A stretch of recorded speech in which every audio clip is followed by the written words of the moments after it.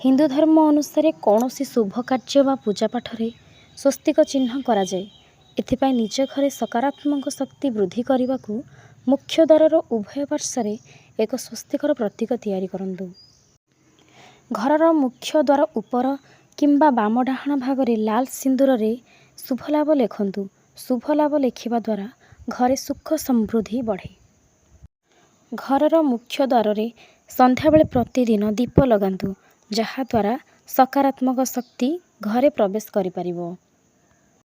ଆଗରୁ ମାନ୍ୟତା ଅଛି ଯେ ସନ୍ଧ୍ୟା ସମୟରେ ମୁଖ୍ୟ ଦ୍ୱାରରେ ଦୀପ ଜାଳିବା ଦ୍ୱାରା ଘରେ ମା ଲକ୍ଷ୍ମୀ ପ୍ରବେଶ କରିଥାନ୍ତି। ତୁଳସୀ ଗଛ ମା ଲକ୍ଷ୍ମୀଙ୍କର ରୂପ ବୋଲି ମାନନ୍ତି।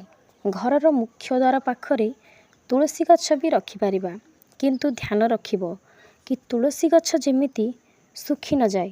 ସକାଳେ ସନ୍ଧ୍ୟାରେ ତୁଳସୀ ଗଛ ମୂଳେ ଦୀପ ଜାଳିବା ଦରକାର। ସୂର୍ଯ୍ୟ ଯନ୍ତ୍ରକୁ ଘରର ମୁଖ୍ୟ ଦ୍ୱାରରେ ସ୍ଥାପନ କରିବା ଅତ୍ୟନ୍ତ ଶୁଭ ଅଟେ।